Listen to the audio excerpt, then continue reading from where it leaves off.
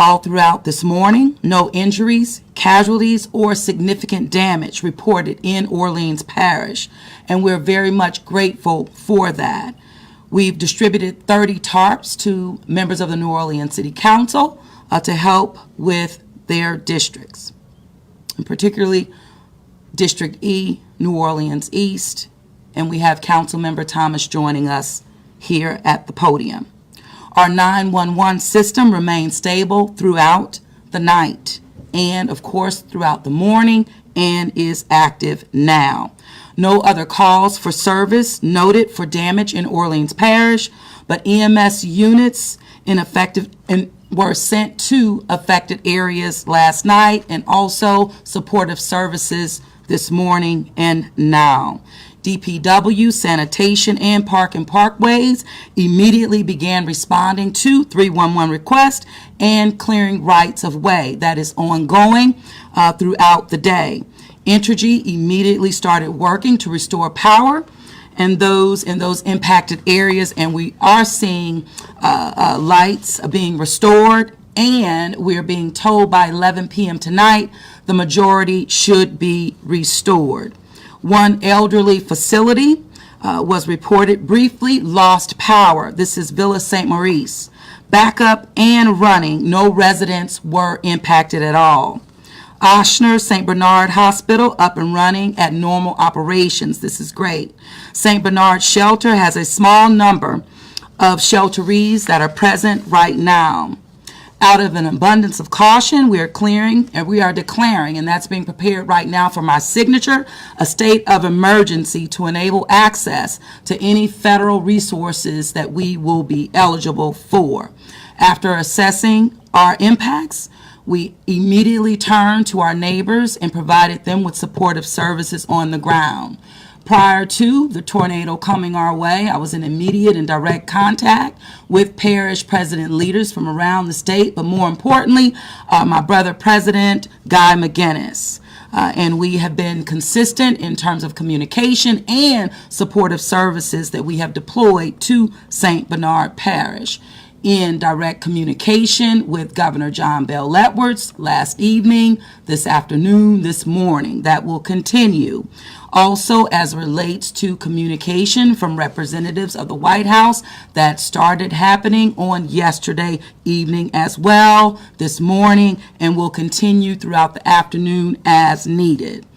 I have my personnel, my supportive staff that's joining me right here at the podium, and at this time I'm going to turn it over to Colin Arnold, who is our Director of Homeland Security, to give you more information. You'll hear from our Deputy CAO Ramsey Green relative to infrastructure, and you will also hear from our Councilman Oliver Thomas representing District E. So with that, Colin, please come forward. Yes, Madam Mayor. Thank you.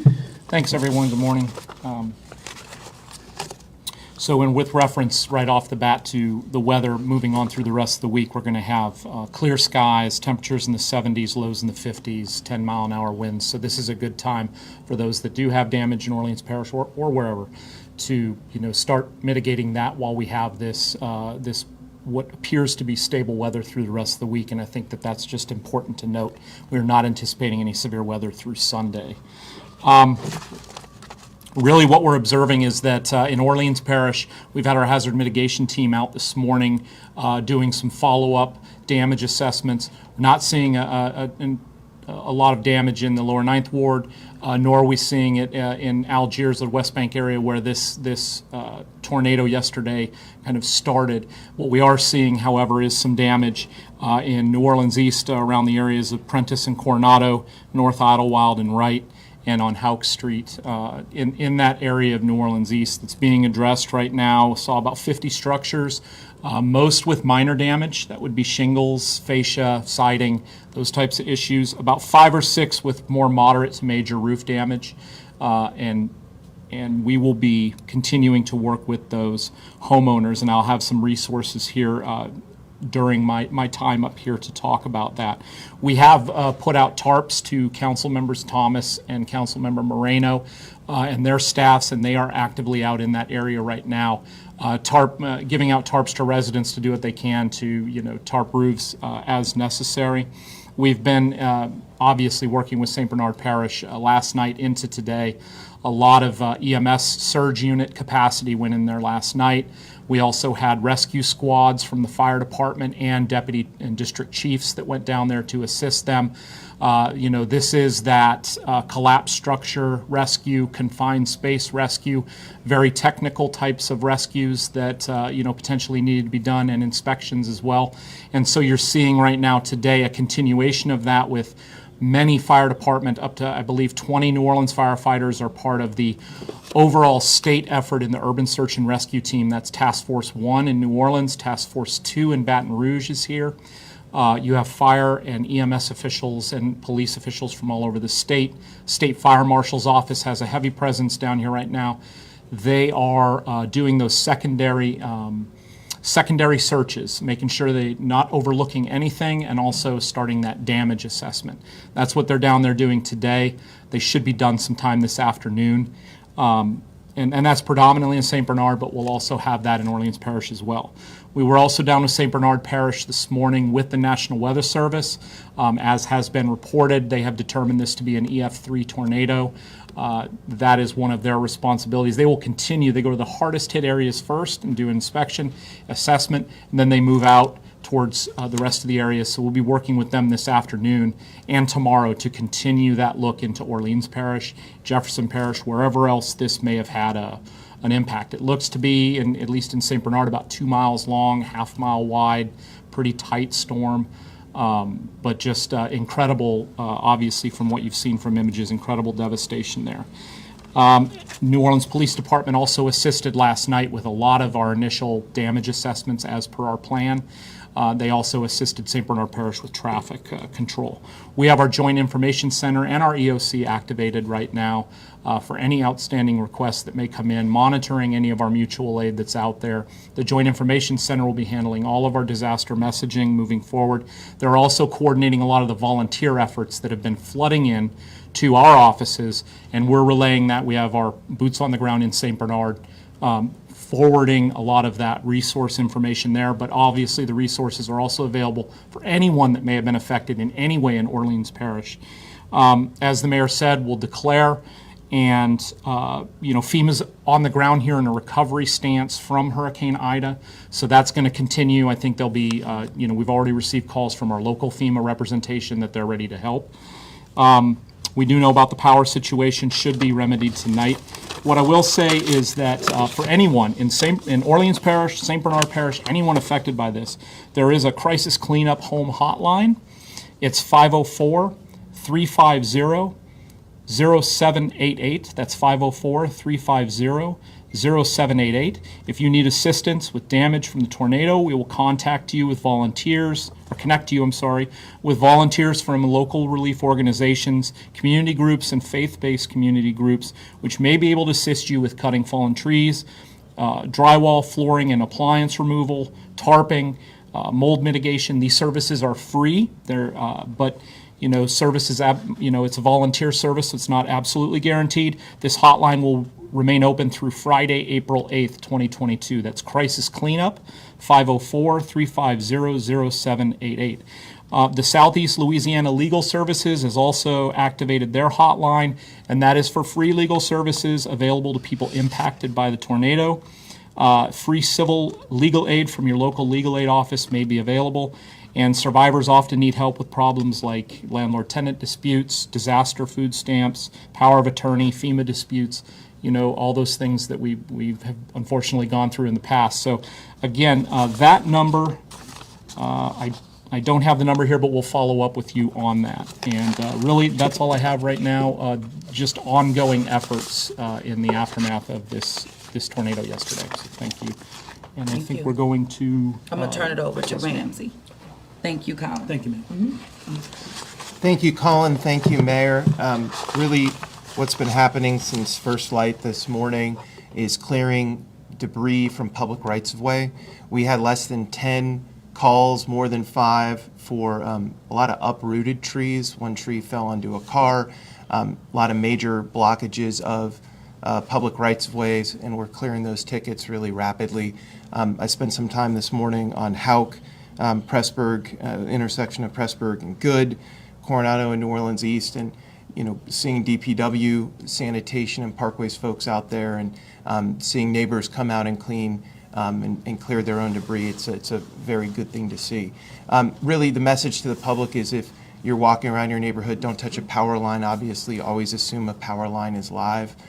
Be careful out there. There's a lot of stuff, but really, those are the sort of areas, if you're driving, try and avoid those areas at this moment. We have, right now, we have reports of 10 traffic signals that are out.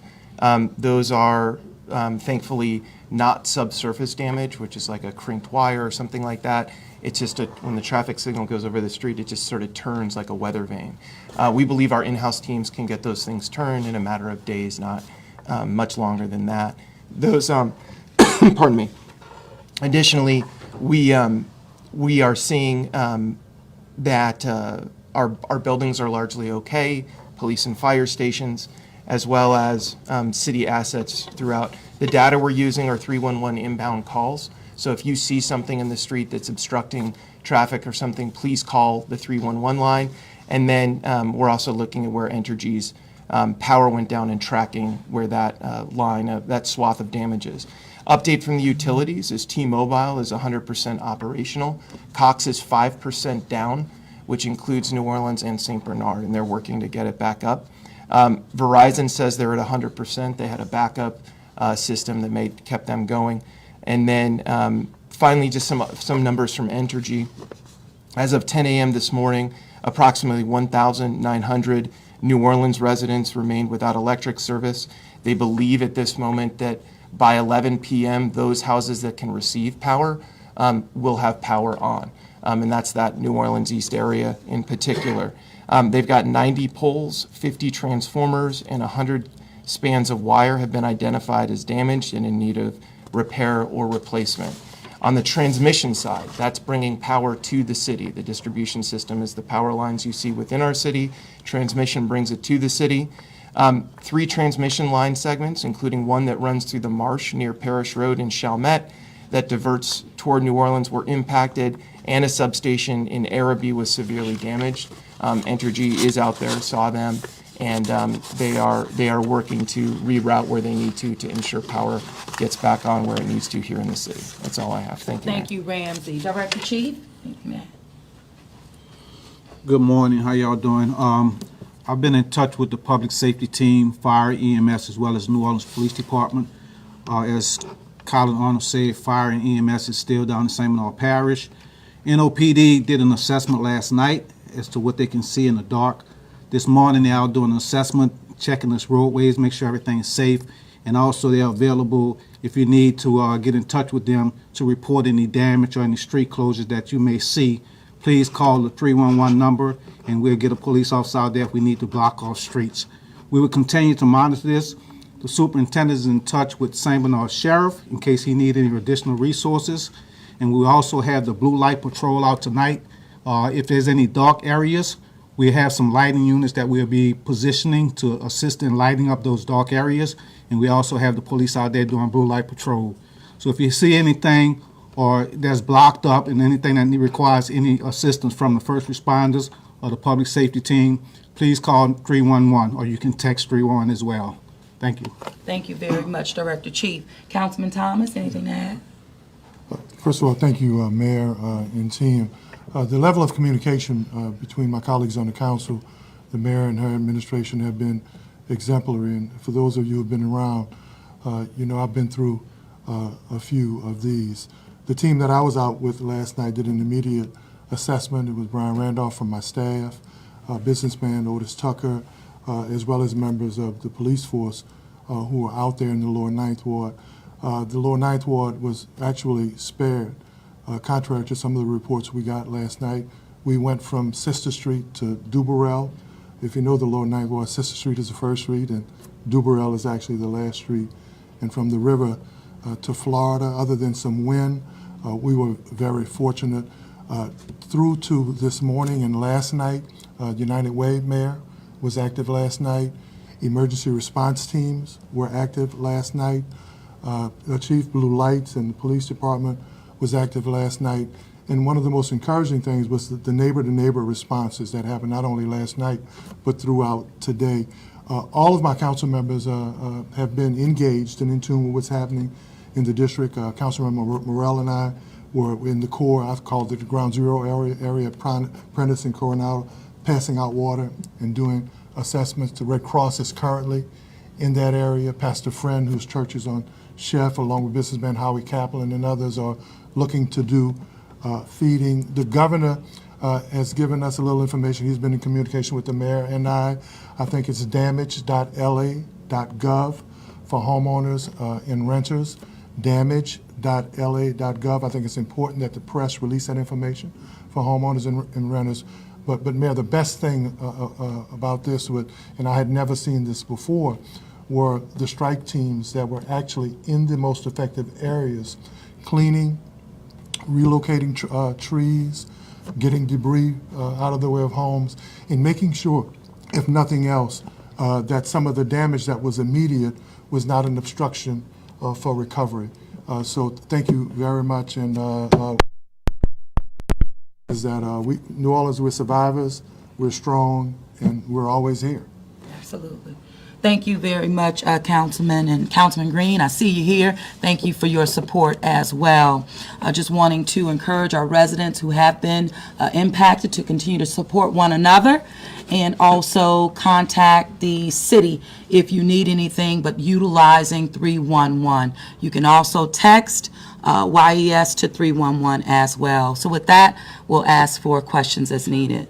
I don't have much. Okay. Just if you would like to address the public at this time, the people who've been dealing with the damage from overnight. Sure. So one of the things that we know in the city of New Orleans, we are resilient people. We know that we're also on the front lines of climate change, and this is just another example of that. My team, my administration, has responded to over 15 emergency declarations in less than 4 years. And it's been the response of the public truly that's gotten us through them. So we're going to remain engaged, remain on the ground with the public, and providing them with the direct support that's needed so that they can be well and we as a city can be even better together. So we are moving through this and we will get through it together. So thank you very much. Right. Anything? Real quick, the 50 structures you mentioned suffered some kind of damage. Were those mostly homes? We can give you the breakdown of those 50 structures. You want to give it to them? So yeah, that is a residential area, so most of those will be residential, damage to residences. But I want to make clear that it's less than 50, and it's, the majority of those are minor. So it would be, structures habitable, shingle damage, siding damage, fascia damage, that type of thing. We saw, and we saw very few, like I said, 5 to 6, and that's our estimate. That had more substantial damage than that. The council member's point is excellent. It's damage.la.gov. Take pictures. Get out there when, if it's safe, take pictures. You can download them to damage.la.gov. This helps us inform this entire process, and the state uses it moving forward with disaster declarations and all these different FEMA type programs that come about. So if you have damage, make sure and document it, and damage.la.gov is a great place to put that. I also, it helps if you turn the page. The Southeast Louisiana Legal Services Disaster Helpline is 844-244-7871. And I wanted to say quickly about donations. Obviously, we know no food and clothing right now is needed at all. So please, if you would like to make an in-person donation, we have 2 opportunities for that we're working with St. Bernard on. One is the Junior League of New Orleans at their headquarters at 4319 Carondelet Street. They're accepting diaper and feminine hygiene product donations through Sunday, 9 a.m. to 3 p.m. These are types of things that we find in disasters that we do need, is feminine hygiene products, diaper products, baby wipes, toiletries, those types of things, not food and clothing. The other is United Way, SELA, headquarters at 2515 Canal Street. They are accepting donations daily through 10 a.m. to 2 p.m., and that's the same type of donations. So please, no clothing, no food. Do not try and donate down to St. Bernard Parish or to these areas. There's no place to collect that. It becomes an issue. And really, if you want to donate, you can look at ready.nola.gov and donate to a charity that you find there. A lot of really great charities out there, local ones that will help throughout this process. And again, ready.nola.gov, at NOLA Ready, and texting NOLA Ready to 77295 is a great source for information. Thank Thanks. you, Colin. Just a special thank you to United Way as well as Red Cross, who are visibly on the ground. Any other questions? Thank you all very much.